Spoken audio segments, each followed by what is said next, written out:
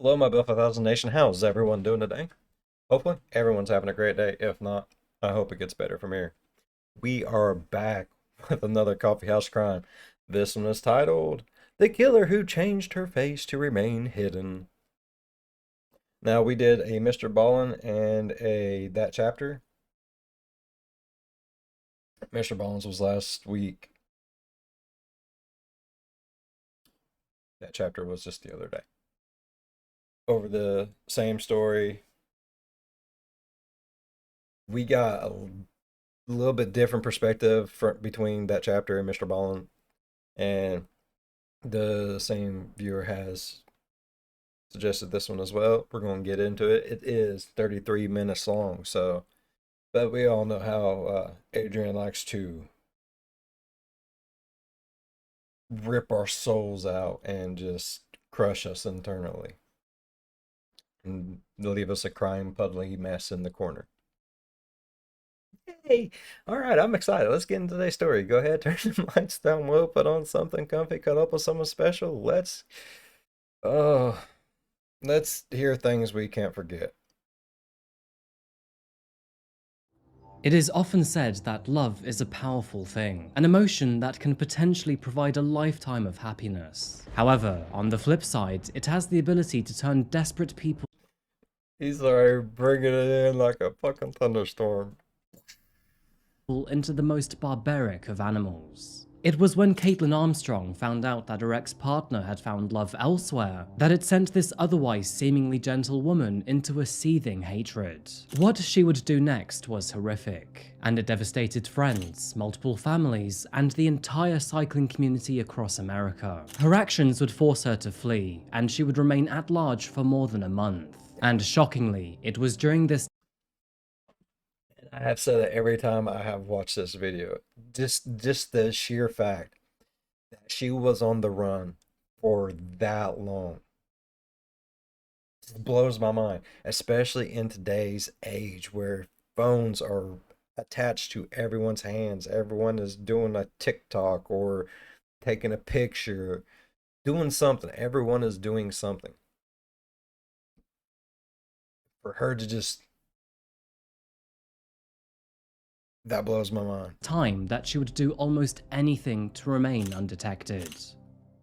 Good morning, good afternoon, or good And that's another thing. Why make yourself look fugly, bruh? evening, folks. My name is Adrian, and welcome back to Coffeehouse Crime.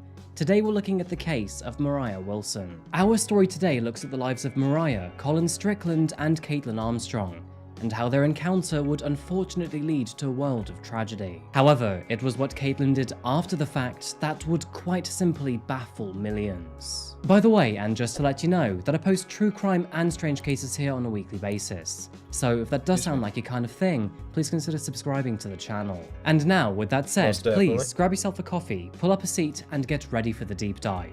This is the case of Mariah Wilson. Let's get into it. Alright, got the coffee.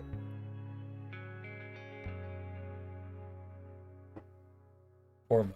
I do feel bad for her. Good morning, or should I say howdy, Texas. Found towards the center of the Lone Star State, intertwined with the Colorado River and emerging from the Blackland prairies, we find the well-known city of Austin. The folks here are friendly, the food is Tex-Mex, and the weather is very, very warm. And on the note of the weather, did you know that Austin receives an average of 300 days of sunshine per year? This makes it one of America's sunniest cities, and is one of the many reasons why it's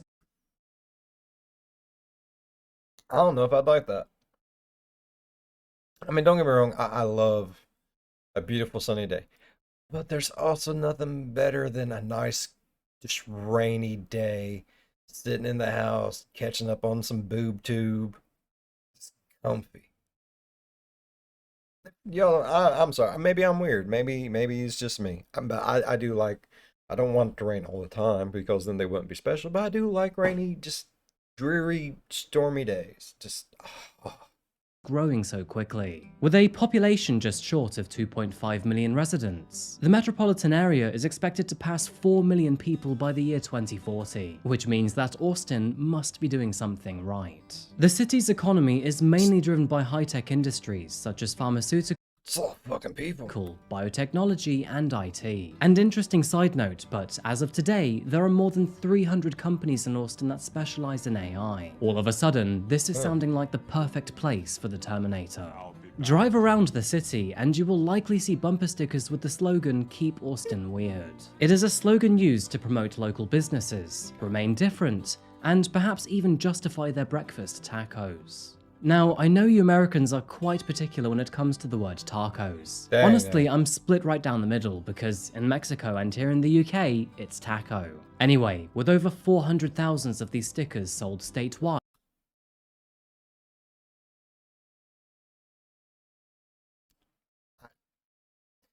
Taco Tuesday? No, bro, it's Taco Tuesday. Boom. Don't sound the same if you say it the other way. I mean, we could be wrong. I don't care. It just sounds better the way we say it. Taco Tuesday. Taco Tuesday. No, I don't have that. I'm fairly confident you'll find it on a car or two. And it's in the year 2021, if you looked slightly past Austin's cars and towards those cycling by their sides, that you may have found our three main characters in today's case. We begin this story with those who were first together, Colin Strickland and his girlfriend Caitlin Armstrong. Born on November the 21st, 1987, Caitlin grew up in Livonia, Michigan. Attending Stevenson High School, classmates described her as outgoing and friendly, but sometimes bossy. She was best described as a red-headed, athletic teenager Well, that explains why she's bossy. She's redheaded. I have red hair.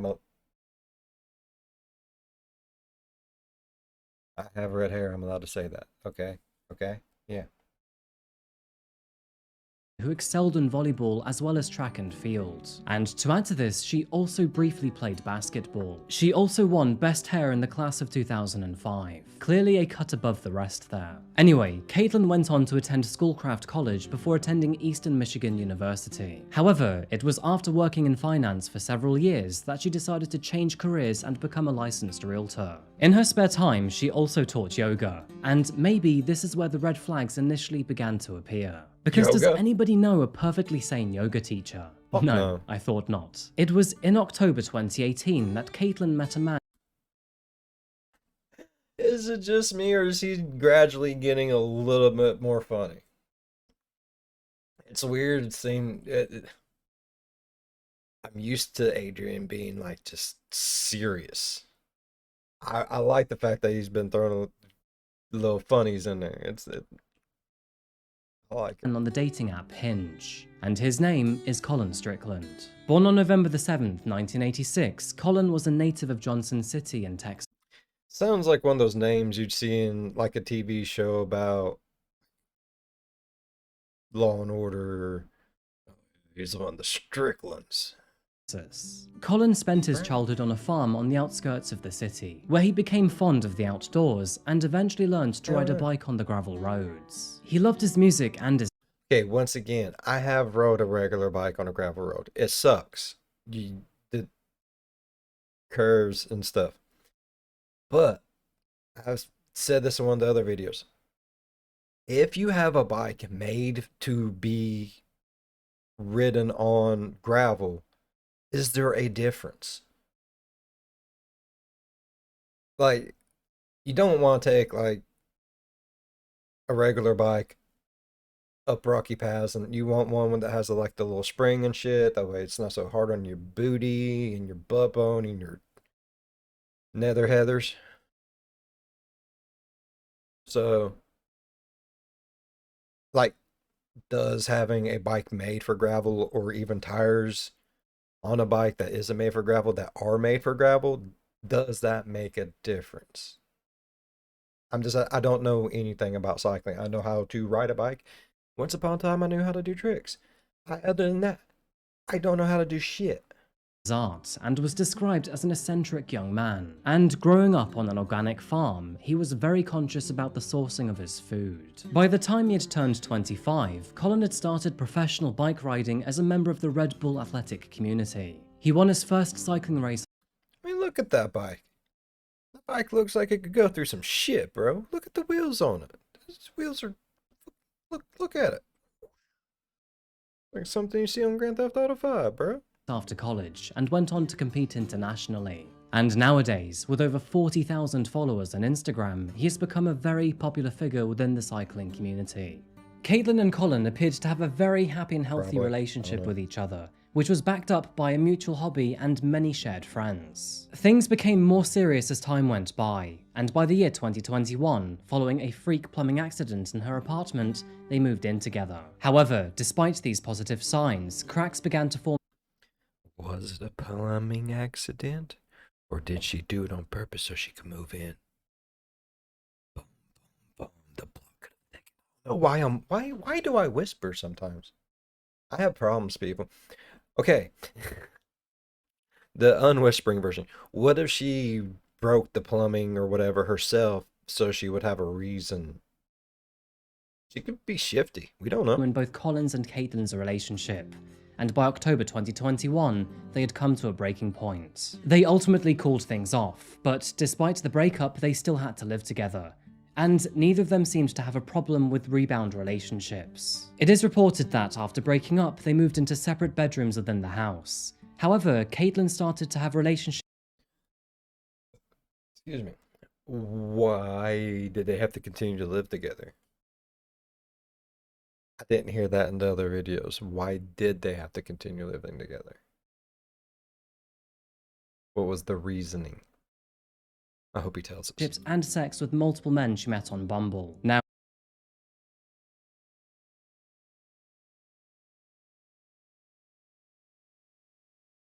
Damn. this did hurt Colin. However, he wasn't remaining sexually abstinent either.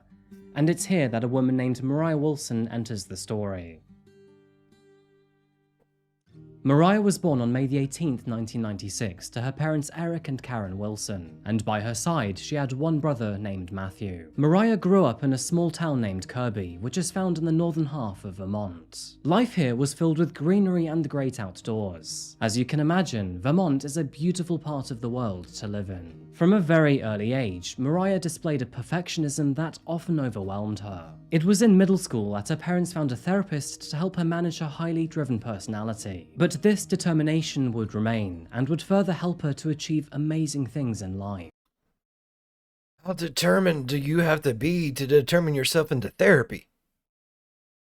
Like, I'm determined to do a lot of things, but I have never been that determined about anything in my life.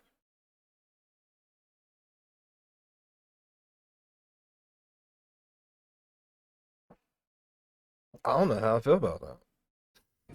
She went on to graduate from Burke Mountain Academy in 2014, before completing her degree in engineering from Dartmouth College in 2019. And with this strong education in the bag, the world really was at her feet. Mariah loved to travel. She enjoyed writing in her spare time and was an aspiring cook.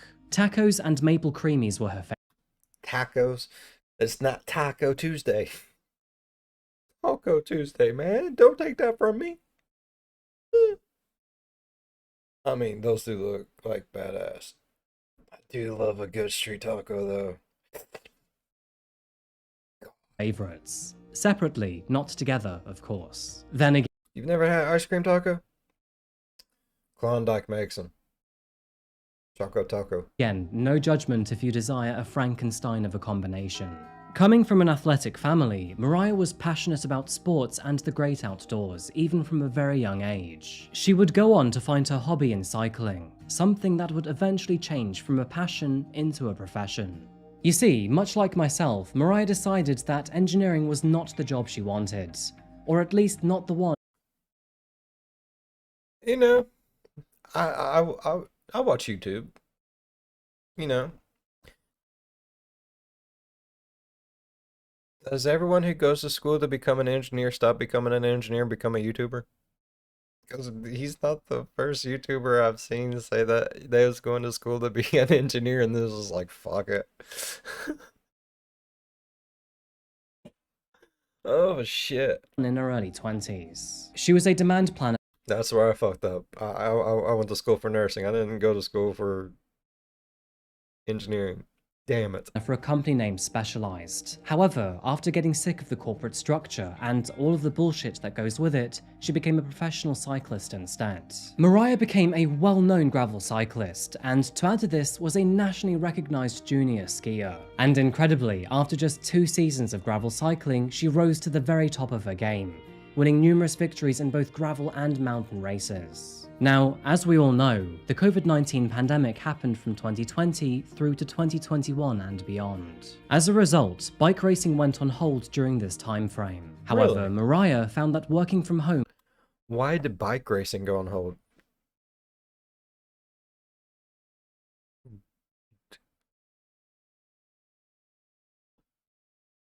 This is because I don't know anything about bike racing, so my question might be stupid, but why? Aren't they outside? Oh, it's like marathon runners. They're all grouped together at the beginning or maybe at parts. Okay.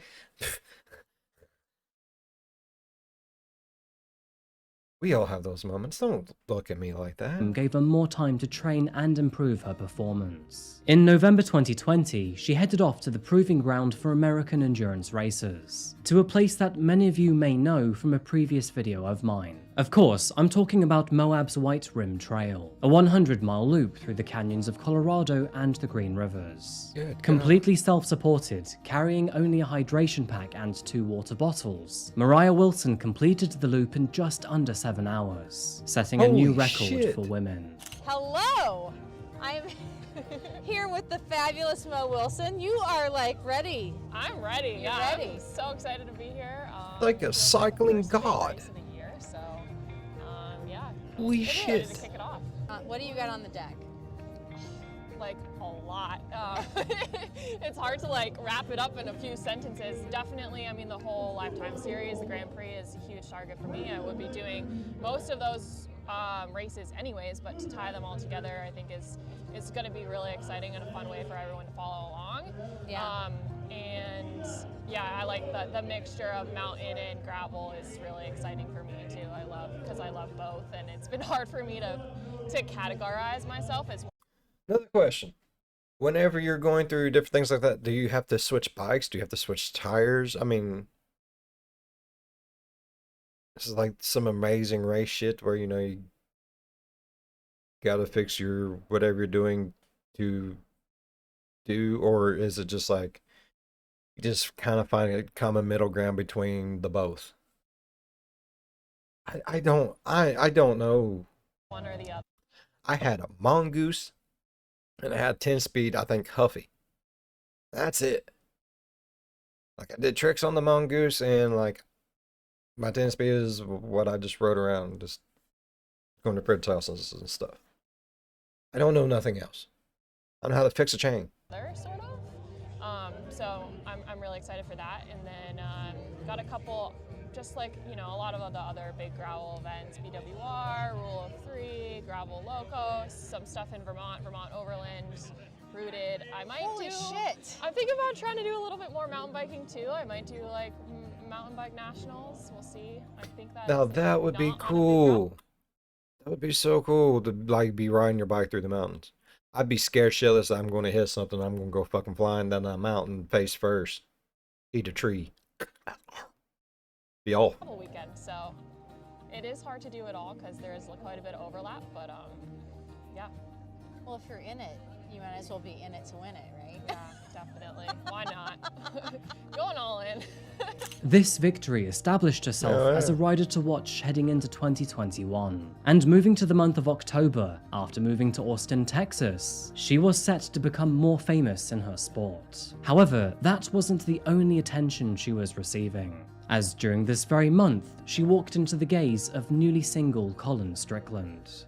It was a Thursday night, and both Mariah and Colin were at a local cycling event. Both of them had recently broken things off with their former partners. Colin and Caitlin had separated, and as for Mariah, she had called things off with her boyfriend too. Things between the two quickly began to heat up after this. No fault to either of them, as they both seemed emotionally ready to move on. But one thing that Colin didn't quite realise is how much this was hurting Caitlin. Now, Caitlin was not scared to show this either. She had somehow managed to find Mariah's number, and in the following weeks and months, she began to threaten and harass her. This harassment ended up becoming so severe and frequent that Mariah was forced to block Caitlin from her phone. She also further begged Colin to persuade her to stop with all of the messages. Unfortunately, all three were heavily into cycling and were now sharing the same friendship group too, which is something that made the situation increasingly awkward, and sadly, it wouldn't get any better. The relationship between Mariah and Colin was apparently a very short-lived one,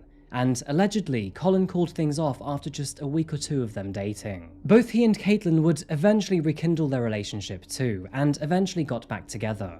This was despite Caitlin's rather unusual behaviour against Mariah and the casual flings she had in between. Colin and Mariah reverted back to friendship too, apparently. However, unknown to Caitlin at the time, they would still casually meet up in private. Now, Caitlin was not okay with this, and apparently Colin had changed Mariah's name in his phone book to something entirely different. And as their secret relationship began to form again, Caitlin began to doubt. And eventually, and still allegedly, she would react in the worst possible kind of way.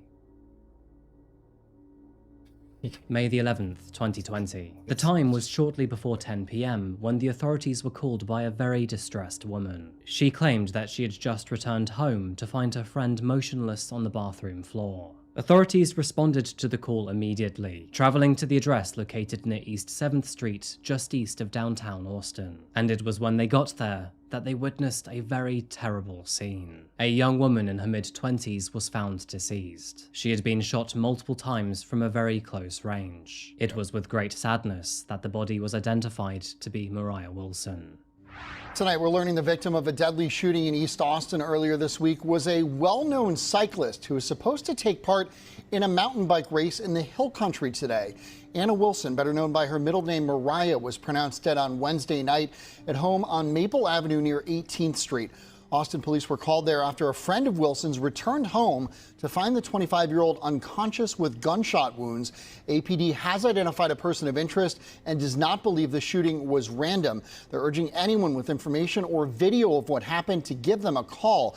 Now, according to the cycling magazine Velo, Wilson was in Texas ahead of today's gravel low-coast race in Hico, where she was a favorite to win. Velo published a statement from her family saying she was, quote, always pushing tirelessly to reach her goals. We knew she was pursuing that which she loved. The family adding, we know Mariah would want the event to carry on. An autopsy later confirmed that Mariah's death was, to no one's surprise, a homicide. She had sustained 2 gunshot wounds to the head and 1 to the chest. It was noted that all 3 shots occurred after she was already lying supine on the floor, meaning that she was lying down facing upwards. Mariah's death sent shockwaves through the city of Austin and the wider cycling community. With her friendly nature and rise in popularity, she was a face that many already knew of. To those who personally knew her, Mariah's death made absolutely no sense at all. She was kind, friendly, and well-natured, and never made enemies with anyone. That was, of course, not including Caitlin. Mariah never wanted to upset anyone. However, what I don't understand is out of all the videos, why did dude get with her, break up with her, get back with the other lady?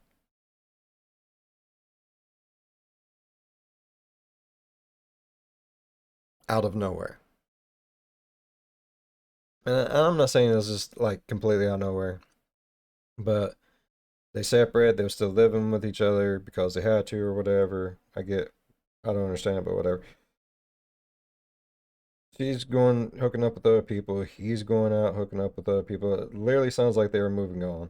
And then she gets all up into some feelings, and now he's broke up with one girl and back with other girl. Why? Was it because she was throwing a temper tantrum and he was like, oh, I really like it when you act like a 2-year-old?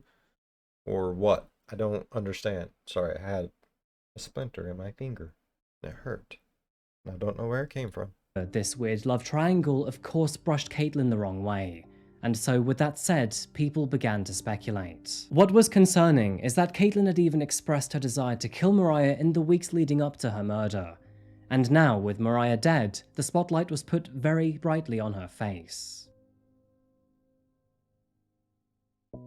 Back at the crime scene, officers observed multiple shell casings on the floor which were found near the body. The firearm was not immediately visible and was therefore likely to be taken by the assailant. The front door was unlocked, and although her bike had been stolen, it had been tossed in a thick grove of bamboo only 70 feet from the property. Since Mariah was staying at her friend's house, it would be up to her friend to help answer a few questions for the authorities. And thankfully, she would.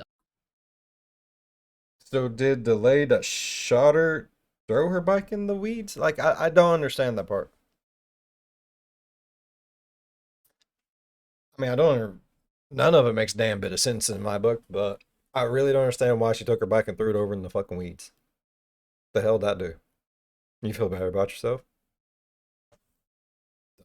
Undoubtedly be of great help. Since her property was accessible by an electric lock, Maria was given a unique code to get in. And since all lock notifications were sent to her friend's phone, police officers were able to tell when exactly Maria entered and exited the property. As investigators began to piece all available evidence together, they realized a few interesting things. It turns out that, earlier that evening, Mariah and Colin went swimming together at Deep Eddy Pool, with Mariah leaving the property at around 5:55 p.m. After their swim, the two ate at a local restaurant, before Colin then dropped her off at a friend's home before making his own way back to his house. It was at 8:36 p.m. that a friend received a notification to indicate the door had been unlocked, thus highlighting that Maria had safely returned home. Colin quickly left after dropping her off. He never entered the property, and that is where the night's events should have ended. However, unknown to both of them at the time, Caitlin had actually been stalking the pair. Evidence indicates that she followed them for at least the second half of their outing, and home surveillance footage from a neighbouring residence shows Caitlin's black Jeep driving by the property at 8:37 p.m. The SUV was very distinct. It had a large bicycle rack mounted on the hitch, a luggage rack mounted on the roof, and chrome around the windows. Furthermore, Caitlin's Jeep then appeared to stop next to the residence. This information would not do her any favors. Investigators executed a search warrant at Caitlin's and Colin's home, and upon arriving, they identified the exact same SUV they'd seen in the surveillance footage. They ultimately confirmed that one of the guns found inside the home, a 6-hour handgun, was in fact the murder weapon, and the shell casings found within the handgun were an extraordinarily close match to those found at the crime scene.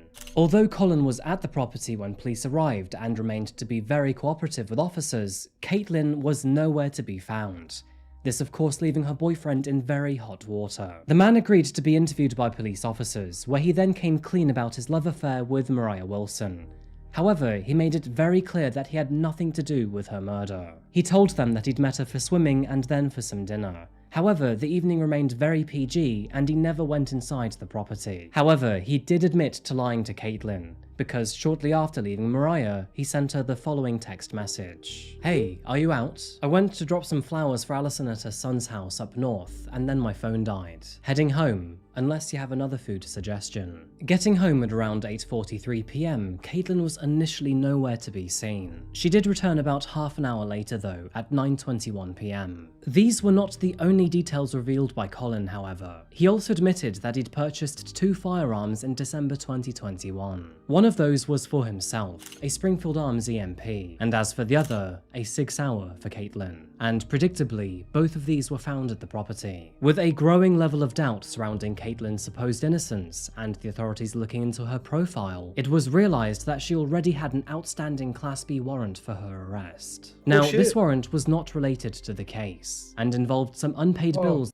Botox. It was from Botox. Okay, I was like, I remember. My bad. I was about to get excited for nothing. That she'd incurred for Botox treatments multiple years prior. However, after being located and arrested, it was determined that the Class B warrant was not valid due to her birthday being incorrect. But during this time, and while in custody, she was asked about Mariah's death and her connection to her and Colin. After being asked if she had heard what happened to Mariah, she rolled her eyes and nodded. And when confronted about the surveillance footage, she merely claimed that she didn't know. Frustratingly, with an incorrect arrest warrant, she was released with no further questions asked. But what officers found in the coming days would cast a long and dark shadow over Caitlin Armstrong. An affidavit released by the Austin Police Department highlights that on May the 13th, 2 days after Mariah's death, a tipster admitted that Caitlin and Colin were in an on-again, off-again relationship. This tipster, nicknamed Jane, also highlighted that Caitlin had become furious and shaking in anger at Mariah. She admitted that she wanted to kill her, and how she had recently purchased a firearm or was going to. Text messages which were recovered from Mariah's phone also suggested that both she and Colin still had feelings for each other in January. One message read,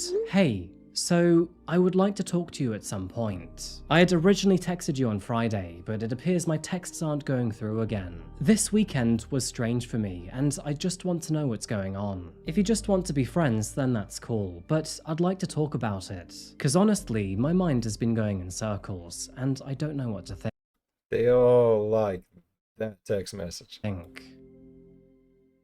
Over the following days, surveillance footage recovered by the APD would confirm that Colin had in fact left Mariah's at 8:35 p.m, and was therefore not her assailant. Surveillance cameras would also confirm that the SUV's license plate was in fact Caitlin's, therefore making her a prime suspect. Good. To add to this, a ballistic test that reviewed the shell casings found at the crime scene confirmed that the firearm found in Caitlin's possession was very likely the one used to murder Mariah. Caitlin seemed to go off the deep end after this too. She moved out of Colin's home, cut all contact with the friendship group, and deleted all of her social media profiles. If I killed someone, I'd do the same shit. I want people being able to go, man, I don't want to be reading about the shit, just getting pissed off and be like, oh, hell no, motherfucker. Oh, see, all that's done. You do nothing but run the rest of your life. That's how it is. She also sold her black SUV and began to ghost all of Colin's messages despite owing him a large sum of money. And on May the 17th, 2021 came the next big surprise. Because after releasing a homicide warrant for Caitlin Armstrong, the authorities learned that she had disappeared. This morning, U.S. Marshals leading a coast-to-coast search for a murder suspect who hasn't been seen in more than a week. 35-year-old Caitlin Armstrong is accused of fatally shooting professional cyclist Anna Mariah Wilson. Police say on May 11th, officers found the 25-year-old's body at this Austin home with multiple gunshot wounds. EMS shortly after arrived on scene, provided life-saving measures, but victim did succumb to her wounds. Now, as investigators piece together what may have led to Wilson's death, the search is intensifying for the missing suspected murderer. And police say that right now, Strickland is not believed to be a suspect in this crime because he does have an alibi, and security footage does not place him near the scene at the time of this crime. They add he is fully cooperating with authorities in this very much ongoing investigation. Unknown to the rest of the world, surveillance footage I like that all the meh. captures her boarding a flight to Austin Bergstrom International Airport, wearing white pants, a blue jacket, and a black protective face mask as she boarded a plane for New York City. And on May the 18th, which was one day after the homicide warrant had been issued, Where's she getting all this money to do all this shit? she travelled to LaGuardia Airport. Since she had stolen her sister's passport, the authorities never realised that she had fled. And just like that, Caitlin Armstrong appeared to be free. Crazy. Wish I had a person who looked like me.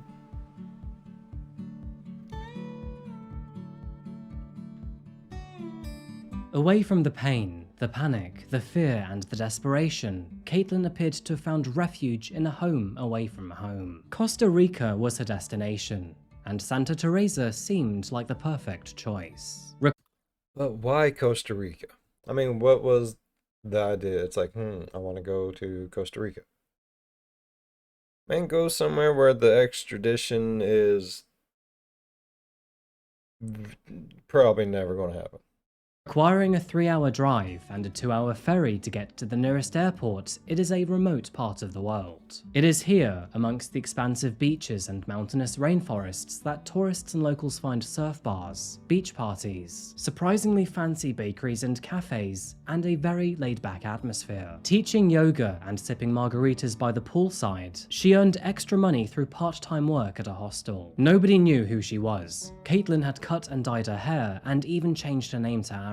And taking it one step further, she had plastic surgery done to her face to alter her appearance. A nose job costing Where did she get this money from? over $6,000. The nose had to do for now, but it was a good start in evading the law, and it seemed to work too. Local Costa Ricans said that Ari appeared to be normal and was just a typical Westerner that fell in love with paradise. She became good friends with a man named Teal Ackerson. He remembers that she was wearing a bandage on her nose, though she shrugged it off to a surfing accident. And despite the wanted posters which were floating around the resort, nobody actually recognized her. During this time frame, she stayed at Don John's Surf and Yoga Lodge for less than $20 a night, and on most evenings would party at a barbecue. However, as you can likely imagine, this carefree life came to a very abrupt stop after 43 days on the run. 3 Costa Rican police officers working with the US Marshals approached her outside the hostel. They demanded to see identification. Ari told them that she didn't have any. However, after searching the safe in her bedroom, they found Caitlin Armstrong's passports. And at long last, her cover had finally been blown. Authorities finally captured Caitlin Armstrong in Costa Rica. You may recall she's accused of shooting to death elite cyclist Anna Maria Mo Wilson in Austin, Texas. Authorities say the killing could have been because Wilson previously dated Armstrong's boyfriend. U.S. Marshals were searching for Armstrong for 6 weeks. The big break came when they said she used a fraudulent passport to board a flight at Newark Liberty International Airport back on May 18th. Now she's finally in custody. Aren Decay has been on the story from the start, joins us tonight with the latest. So what have you learned about how they caught her? Well, Anderson, the U.S. Marshals knew that Caitlin Armstrong was at Newark Airport on May 18th, 1 week after that murder. They just didn't know if she had boarded a flight. Well, now they know. They know that she flew from Newark Airport to San Jose, Costa Rica. They know that because they were doing interviews with people, and they were told that she had been using someone else's passport, someone that I'm told by the U.S. Marshals that she resembled. So she looked like the person in that passport, and she was passing herself off as that person. So once they knew that, I'm told with the help of Homeland Security, they went through the passenger list at Newark Airport. On that day, they were able to pinpoint that person's name, the rightful owner of that passport. They saw that a ticket had been bought, a one-way ticket to San Jose, Costa Rica, in that person's name. They then zeroed in on the gate that flight left from at Newark Airport, and they were able to see, according to my contact at the U.S. Marshal's office, they saw Caitlin Armstrong boarding that flight for Costa Rica. They then reached out to the Costa Rican authorities, who then were able to locate her at a hostel. They arrested her there. She was picked up on an immigration violation for using a fraudulent passport to enter the country of Costa Rica. She's going to be extradited back to the United States. She'll face that murder charge in Austin, Texas, which occurred on May 18th. And then on top of that, Anderson, she'll face a federal charge for unlawful flight to avoid prosecution, Anderson. Crazy. After being at large for I didn't know unlawful flight to avoid persecution was an actual fucking thing. a total of 43 days, Caitlin Armstrong was apprehended by the police and returned to the United States. She is now awaiting her trial, and so with that said, this case is still ongoing. She was arraigned on July the 21st, 2022, where she herself pleaded not guilty. And although her trial is supposed to be happening right now, it has been rescheduled to October 2023. She is also being held on a $3.5 million bail, which, personally speaking, is one By the time this video, that's still a good few months away. of the highest I've seen in a very long time. Given the nature of this case and the amount of information already publicly available, I thought it would be a sensible idea to cover it now and see what sort of discussion comes out of it. And by the way, there is plenty to talk about. However, before we get there, here are a few interesting side notes. First of all, Colin did not murder Mariah. Neither was he involved in planning her death. This is a fact. But what officers do find interesting is how much he supports Caitlin's character. While being interviewed, he described her in the following way. Do I think Caitlin could kill somebody? No. I don't. If I thought she was physically capable of hurting another human, I would have extracted myself immediately from that situation. I had no indication she could be capable of anything like that. I would say she is one of the least volatile people that I've ever met, and that's why it's so absolutely shocking. She had sides to her personality that I don't think she shared with anybody. I had no indication of anything like that. Now, Caitlin is regularly described as a docile and peaceful. I don't really think he was like defending or anything. I think he was just basically saying like probably 9 times out of 10. I'm not going to say that. Some of the times that people shot or have stabbed or killed other people, most of the people that knew them sit back and go like, no. I think they was goofy as shit, but what? You know, I don't think it was really defending her. I think it was just surprise. It's like, yeah, she's a little possessive, controlling. I mean, an asshole of a person, but woman. Saying that, if these words really were true, I don't think she would have told a friend that she wanted to kill Mariah, nor would she have made the decision to buy a firearm at the exact same time. okay, but you literally just said that the dude bought both guns. One for him and a gift for her. She didn't buy it. Just saying, like, so if you want to look at it like that, then did he buy it for her so she could do that? Did she say, hey, baby, I'm going to kill that bitch? He's like, you know something? I think I'm going to get you a gun.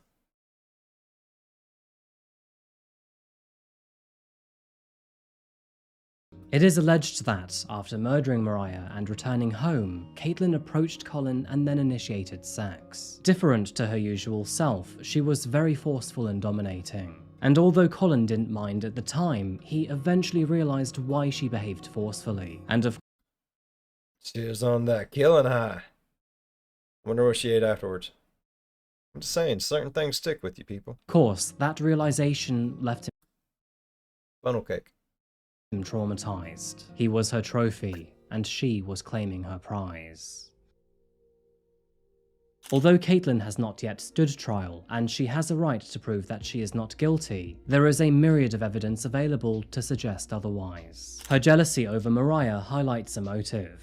Man, she looks rough as fuck after that plastic surgery, bro. Her weapon at Damn. home matching the shell casings found at the crime scene highlights a means. And the surveillance footage capturing her vehicle outside Mariah's friend's house confirms an opportunity. In addition to this, there are reports that, one day earlier, she was spotted in the same place on her bike. And it's probably a good time to talk about the gun too. The Sig Sauer firearm was actually purchased as a gift by Caitlin's boyfriend, Colin purchasing the gun alongside his own just weeks before the murder. Colin claims that this was purely for the intention of self-defense. He believed that she deserved to feel safe when alone, and obtained the gun for her as a result. Whether this was legal or not, there seems to be many opinions on this one, especially considering the circumstances. And by the way, just a few days before Mariah's death, Caitlin headed to a fire.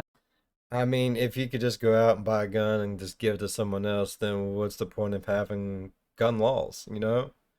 Like, oh, you've done a horrible crime, you're never allowed to own a gun. Okay, hey, baby, will you go get a gun and, just give it to me as a present? Yeah. Ain't gonna fucking happen. Arranged to practice using this gun. Selling her vehicle immediately after Mariah's murder for $12,000 is very suspicious. Telling friends that she wanted to kill her is very coincidental, and buying the firearm shortly before demonstrates that she may have had a plan. It is obvious that Caitlin is up against. But she did not buy it. If you're saying that there was a plan that involved the buying of the gun right before the murder, then I hate to say it, for the boyfriend to have absolutely no part in it, he would have to have a fucking part in it. Unless she went up to him and was like, hey, baby, you know what? On them cold, lonely nights, I need a gun. You have to hold me so closely in his arms. No.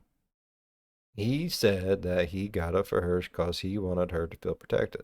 So if she had planned this and bought the gun for this, then he was involved in it. You can't say he was not involved in it at all. Because for one, I'm pretty fucking certain that you can't just buy a gun and just give them to people. If you could, everyone have it. It'd be like fucking trick or treat.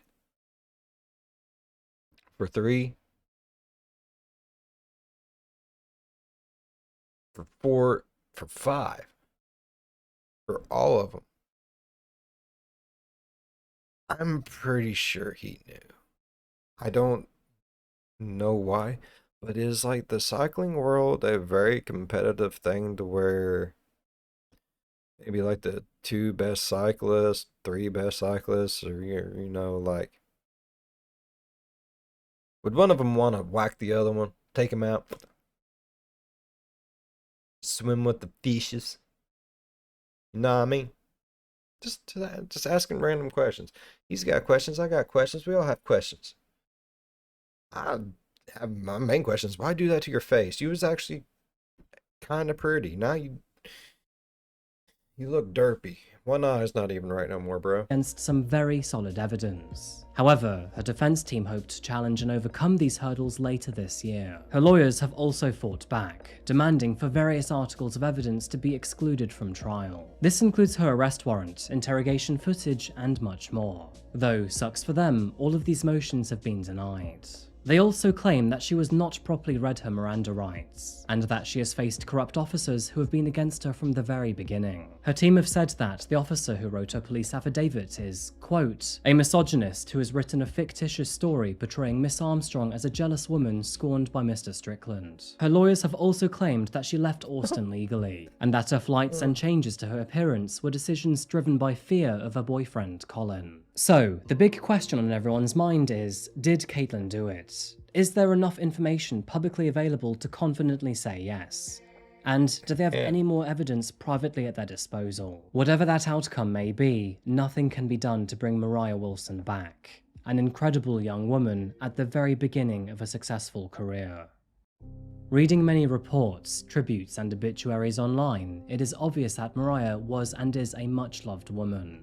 Her achievements at the young age of 26 are honestly quite remarkable, and her interviews with many reporters highlight that she had a very modest and humble demeanour to go with it. Mariah made a lasting impact on the cycling world as the fastest rising star in gravel racing, not only for her mountain biking and gravel racing strengths, but for her friendly and approachable personality too. She always pushed tirelessly to reach her goals, and was pursuing what she loved most around the same time she met her end. I hold a lot of respect for her. Seeing someone so dedicated and passionate about their hobby is always a wonderful thing to see. She was talented, intelligent, fast, gentle, focused, and graceful. She had an inner strength that is so rare to see in any human, especially one as young as 26. Naturally, Mariah's family and friends were devastated by her untimely death. In a statement, they said, "There are no words that can express the pain and suffering that we are experiencing due to this senseless, tragic loss." As her community liked to describe her, she was all light and laughter, a perfectly fitting statement for a bright, friendly young woman.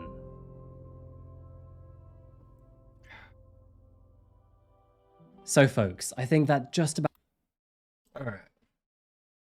Okay, that is one reason why I really do like watching Coffeehouse Crime. Because, man, like he pulls on some emotional strings, and he gets you so attached to the people so fast to where you're like, damn it, why? No! Even though I knew what was happening, like, I loved how different the 3 are. Mr. Ball in that chapter, Coffeehouse Crime, I love how different they are. Even taking the same story, so much different. Each one of them, like they have similarities. It's the same story, but they tell it and bring it from such different places. And that's one reason why I like Coffeehouse Crime, because now I was like dead 100% sure it was the face lady. Now there's a doubt in my brain. It's like, what if the boyfriend did have something to do with it? Like, the gun was bought just a couple weeks before, and the boyfriend's even like, I bought the gun. The gun's in his name. Like, I'm not saying he did it, but what if he was in on it the whole fucking time? That's my brain right now, screaming. Yeah. I really enjoyed today's video. Hey, if y'all enjoyed today's video as much as I did, please leave a thumbs up. If you're a fan of the spooky, scary, strange, deranged, think about subscribing. Oh, if there's other videos out there that I've watched on Coffeehouse Crime, that chapter or Mr. Bone that one of the other have done that I haven't covered, let me know in the comments below. Talk to me, people. That's what they're there for. It's called comments for a reason. Alright. As always, be good to one another. I'll see you in the next one. Bye-bye. Good night, Irene. Got a lot more information. I'm definitely a lot more traumatized by the whole fucking situation, though. I think that's some shit.